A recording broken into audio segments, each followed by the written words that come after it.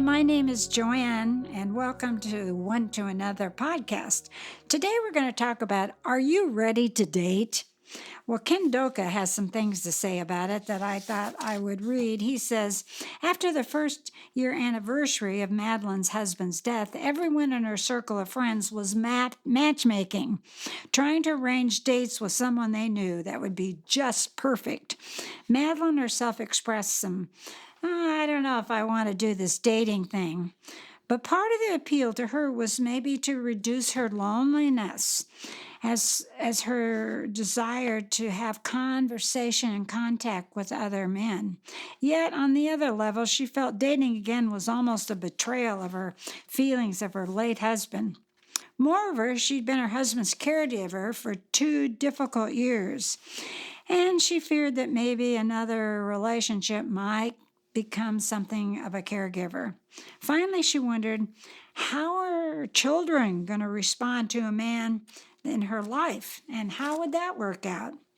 When a spouse dies, his or her partner somewhere down the road must often decide whether or not they'd like to become involved in a new relationship.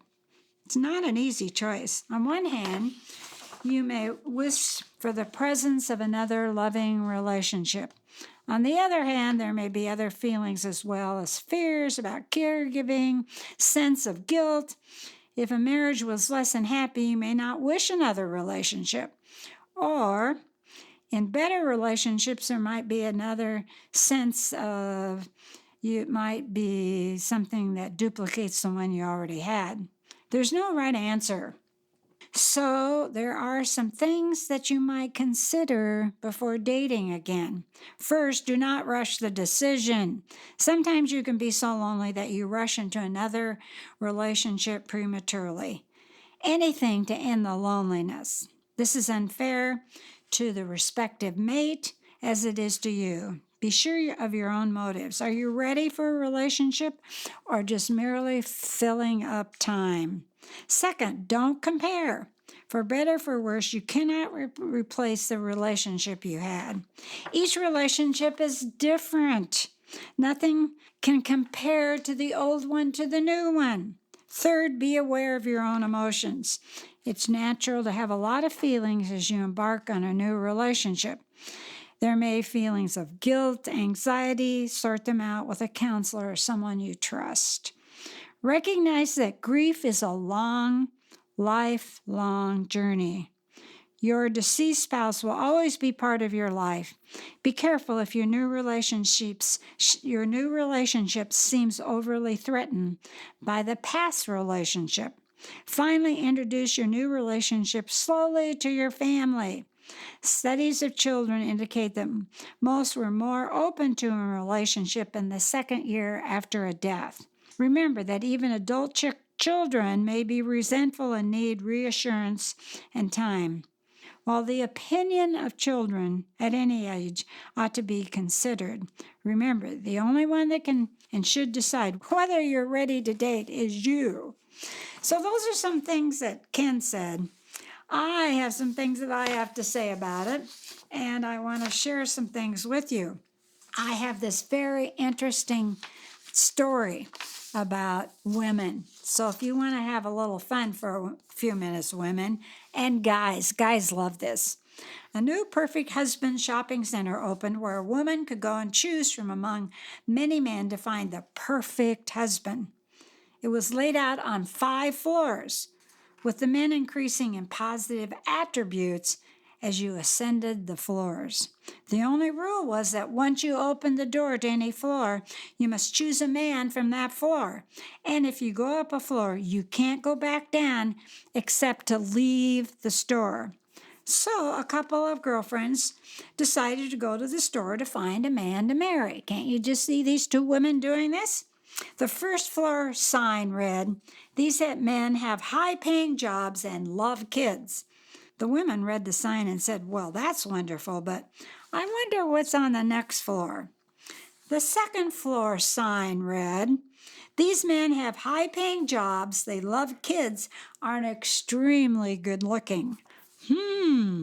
Said the girls. "Wonder what's further up." The third floor sign reads, these men have high-paying jobs, love kids, are extremely good-looking, and will help with housework. Wow, said the women. Very tempting. But there's more further up.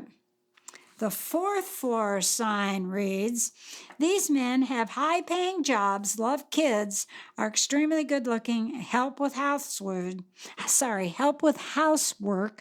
and are great in bed. Oh, mercy me. But just think, what must be awaiting us further up, said the women. So up they go to the fifth floor. The fifth floor sign reads, this floor is just to prove that women are impossible to please. So if you're invited to the shopping center, you better think about the floors before you get to the fifth. I think that's great, but sometimes none of us can be happy until we find the right one, and when we find it, we can't compare them to anything else. So, what I want to say is how to build better friendships. Can single men and women be just friends? Well, I want to put your name in there. My name is Joanne, so I'll just put mine in there. Joanne, you do have choices. The hunger of friendship begins in our childhood and stays with us throughout our lives. Close friends are particularly important because they know our assets and our flaws and think we are great anyway. People who maintain a safety net of friends can protect themselves against losses that come with age. Both men and women feel closer to females who give support. Most women are more rational and listen to problems and give feedback. They have deeper friendships. Men have side-by-side relationships. Women have face-to-face relationships.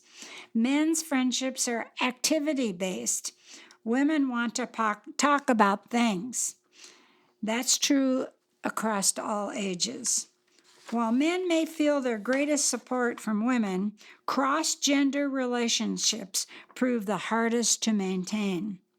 The boundaries between intimate friendships and the sexual component can become blurred. Decide ahead of time what kind of relationship you want from the opposite sex. Write down your definition of the friendship you want, and that is really important. State your sexual standards before you start dating. Boundaries are very important. Boundaries are convictions with fences around them.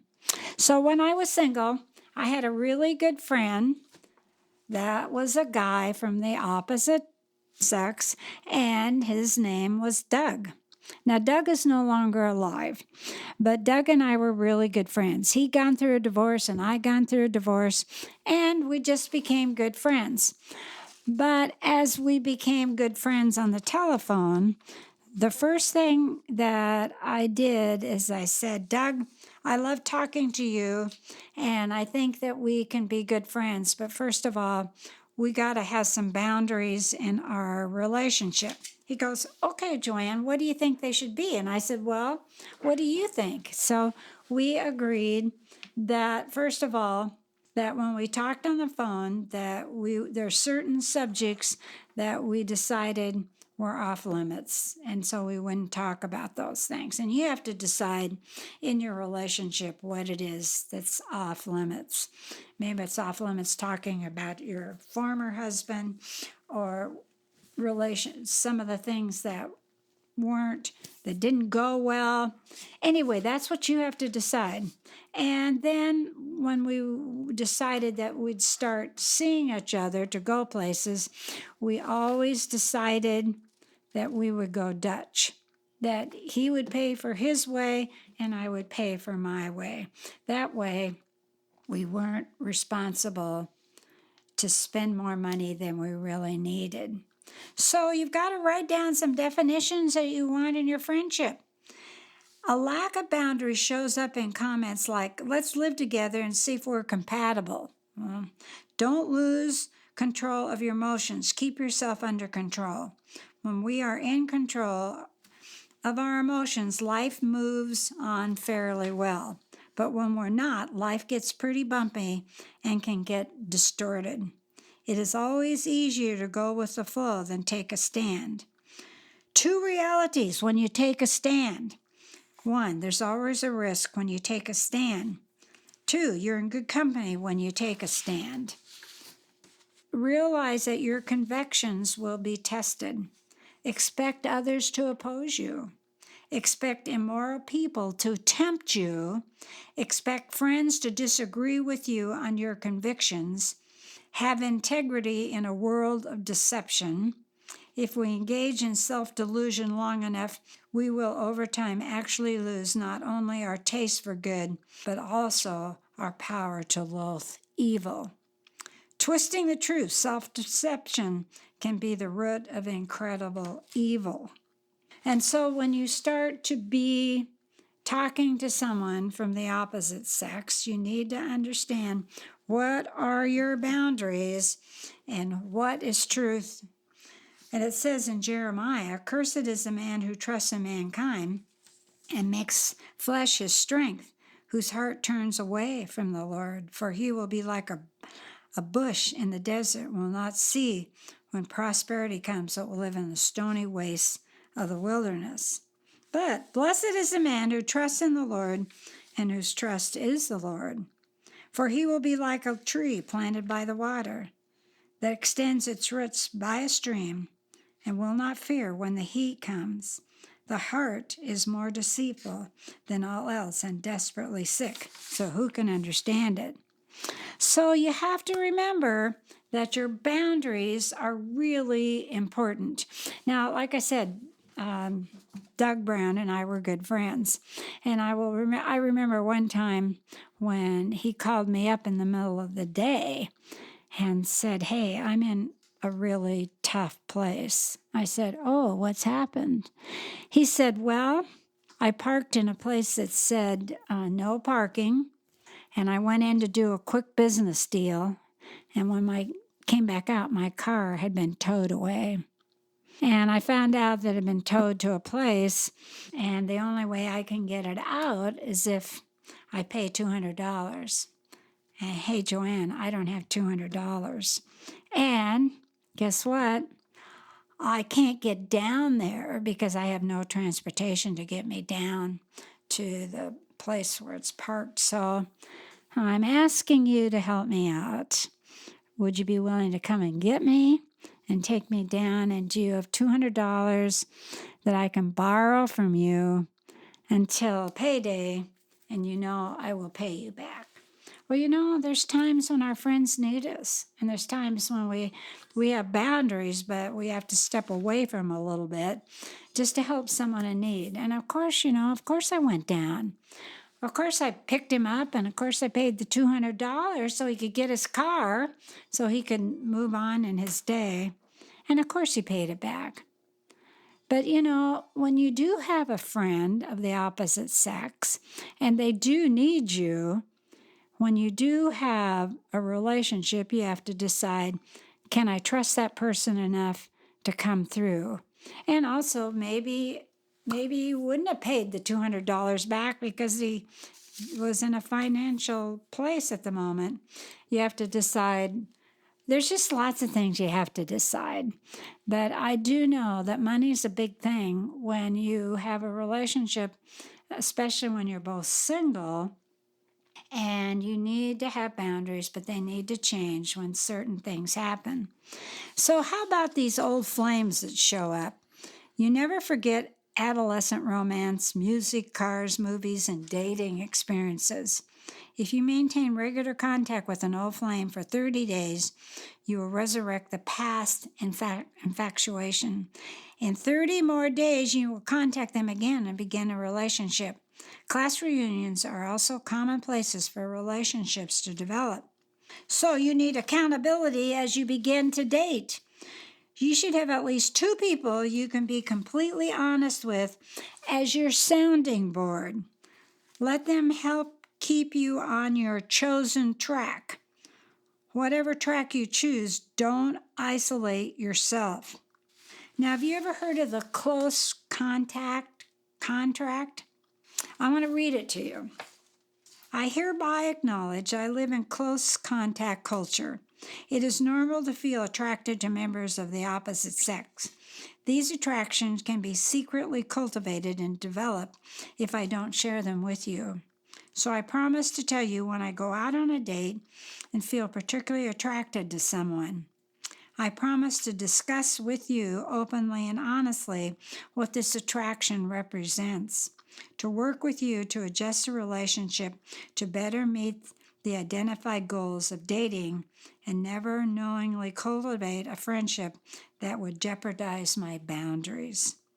And you sign your name. Phew, that's a tough thing. But that's an important thing if you're going to date and you're going to really decide that maybe you need to have some kind of contract in place. So, dating protocol. This is an area where consideration and common sense must be exercised with all diligence. Guidelines for women. If you were not introduced to your date by a mutual acquaintance or other trusted person, consider meeting them at a restaurant or other public place for your first date. Never give your address to a complete stranger. As a safety measure, always leave a note in your apartment or home with the name of the date and the planned meeting place.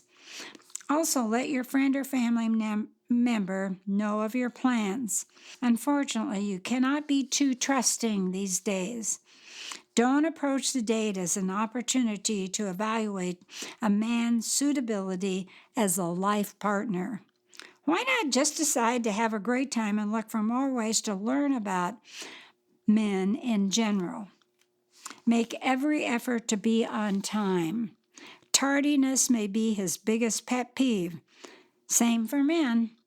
Don't dress seductively and then become offended when your date makes sexual advances. Why advertise a product that's not available? Be a lady. Don't use profanity or talk too loudly. Practice good dining etiquette. This also goes for men. Don't order the most expensive entree on the menu just because he's treating. Choose an entree in the middle price range. Don't be chatty Cathy. Listen with interest to what he says. On the other hand, don't try to squeeze him for a detailed psychological, relational, or financial history of his life on the first date. There'll be plenty of time for that if things progress to the next level. Rather, stick with safe questions about his hobbies, job, travel, and other interests. Don't complain about the dogs you've dated in the past. Assume he is different until he proves otherwise. Laugh. Be a fun date. If a red flag of emotional instability, financial irresponsibility, uncontrolled temper, or other negative traits manifest themselves, don't rationalize it away out of your desperation for a relationship. Run. Guidelines for men. Show up as promised. Only cowards stand up women. No matter how liberated, assertive, or accomplished your date is, treat her like a lady and extend the traditional courtesies of opening her door, walking on the traffic side of the street, and showing her respect in every way. Pick up the tab on the first date, unless she insists otherwise. Don't think that doing so entitles you to anything more than a wonderful evening in the presence of a lovely lady. And of course, if you both decide to split the bill, so be it. Do not promise to call if you have no intention to doing so. Just thank her for accompanying you on a date, even if you had a rotten time, and say goodbye. Don't be offended if she refuses to give you her personal information. She doesn't know yet if you are Jack the Ripper or Willie the Wonderful. If, after several dates, at least 3 or 4, she's made no gesture towards reciprocating, even in a small way, such as buying popcorn at the theater, consider you have a gold digger on your hands. Just be careful not to jump to this conclusion too quickly, especially if she's hinted that she's having financial difficulties. Rather, start engaging in no-cost activities such as a walk in the park, a stroll on the beach, board games played at home, whatever that doesn't cost money. If you determine that you are incompatible, cut your losses, tell her so, and move on. Let me ask you this. Who's the most valuable person in your support group? Which of your friends are you willing to ask you the hard questions? What type of friends do you value the most? To whom in your life do you need to say thank you? Do you want to start dating? What's the first step that you must take? Remember, He surrounds me with loving kindness and loving mercies. He fills my life with good things. And so whatever you decide to do, if you decide to date, or if you decide to build some friendships from the opposite sex, remember your boundaries, remember to have good manners, and remember that each of you want to have a friendship in a certain way and stick to your boundaries. Hey, I hope that this is some things that you can think about. And today, I hope you'll take a step towards healing.